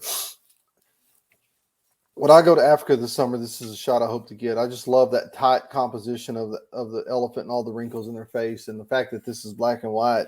Again, like I said earlier, I don't immediately default to black and white, but I think this is a really good use of it, and the composition is dead on in my mind. Plus, with elephants too, like them being this big, majestic animal, like there's a lot of empathy within the animals as well too. So if you could capture that in a photo, that's even better. And I feel like I could feel that empathy in this shot too. The way you kind of like have the eye centered and you zoomed in on close on the animal versus it being wider. Like, yeah, having it zoomed in and cropped like this is pretty cool. And then the black and white definitely adds effect to it.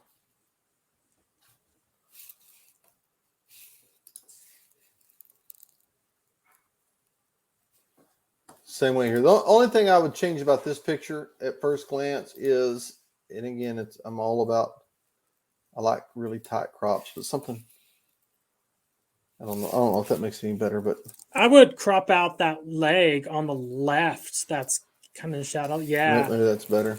Yeah, I like that better. yeah. I don't know.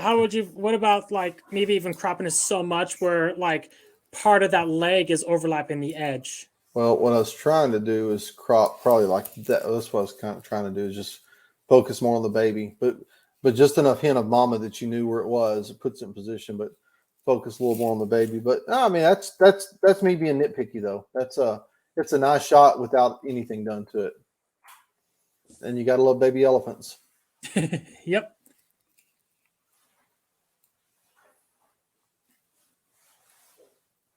I'm going to look at something here. This is overall, it's the lighting on this is gorgeous. This was taken with a 1 to 400 millimeter lens at 100. It says it was taken at 186 millimeters. So you'd had the room to kind of back off a little bit and get a little more room off to the left where the line's looking. But I mean, that's something that we've been sort of beating in the ground, this whole critique. But that's a common mistake. And again, I don't want to sound like I'm perfect when I say what I do. I mean, I mess up plenty all the time, but that's one of the things I constantly think about is, does the animal have enough room to look into when I'm composing this picture? After a while, it becomes muscle memory. I don't always get it right, but I get it right more often now than I used to. So I love the interaction we have with the cubs going on with the male lion here too. And then I also like in terms of like the editing of the shot, how you kind of have the darkened edges where your eyes kind of focus straight in on the animals too. But yeah, the lighting of it's really good. And I love the interaction going on. This one's got some nice post-processing work done to it. I mean, I'm immediately on this one. I'm immediately drawn to the eyes. It doesn't bother me that it's kind of center punch as far as the composition. I just wonder on this one, I'm just going to play with it a little bit. I just wonder if we'd have taken the same hint as the last one and just a little bit right there. Yeah. You know what I mean? Kind of draw the eyes in a little more, add a little bit of vignette to it. I mean, with this facial expression right now, that's already a pretty powerful image. But yeah, when you darken the edges like that, that makes it even better. Yeah, so that's like how it's looking at us too with those eyes. Like I feel like that it's kind of just staring deep in my soul, and it's kind of hard to like just look away from that expression, which is cool. But yeah, darkening the edges and even increasing the power of that expression is definitely adds effect. Yeah.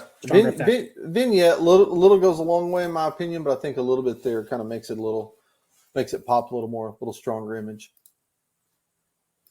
Looks good though. I like that picture. I like it a lot. I like the black and white. It's hard to look away from, but I got to. Hey, I think I recognize this buck, and I think I recognize the location. This was and I think I was there when the shot was taken. So this is a picture of a buck in Smoky Mountain National Park. It was making a scrape right at the first of the rut. This picture, two things. If this is, and I think it is, I don't know for sure, but I think I was there when this shot was taken. It was a hard exposure to get because you got a buck that's being lit by bright sunlight against that really dark background.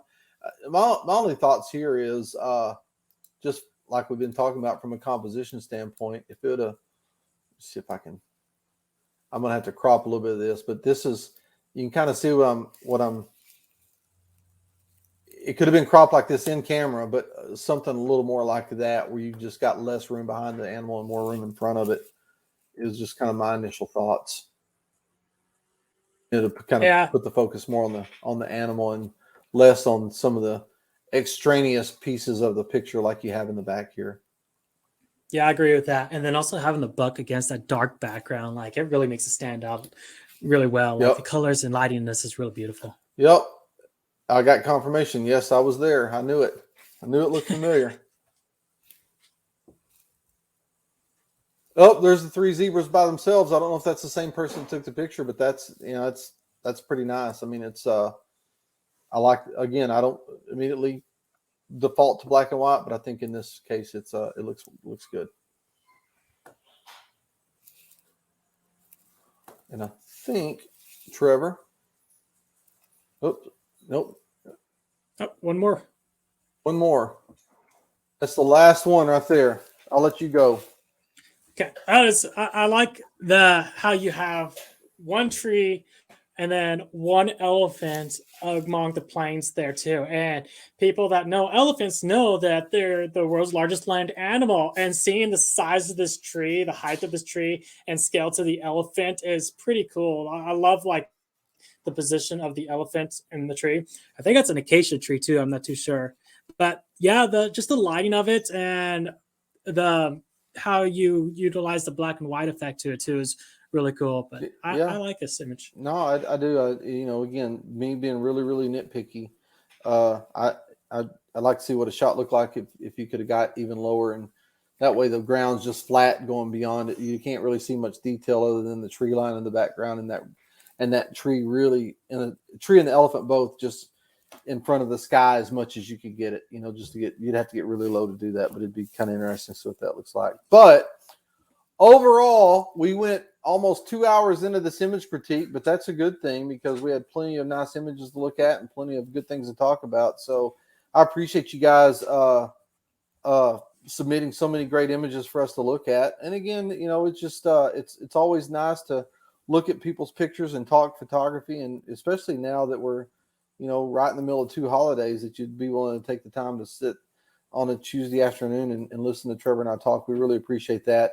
If you didn't get if I didn't get your pictures downloaded, feel free to send them to me at russell@russellgraves.com. I'll be happy to take a look at them for you and tell you what I think. It's 2 S's and 2 L's in russell@russellgraves.com. Send them on. I'll take a look at them, and thanks for y'all's comments, and you didn't have any questions on this one, but thanks for y'all's comments throughout, and I hope everybody has a great rest of the week and a great New Year's holiday, and we hope to see you guys soon. And Trevor, appreciate you joining me today, and look forward to seeing you again sometime. I know it's Yellowstone, and I know it's winter, so whenever that happens, I'll see you there. It's gonna be cold and snowy, but it's gonna be great. Yep. Take care, guys. Thanks for everything, and let us know if we can do anything to help. Talk to you soon. Thanks, Trevor.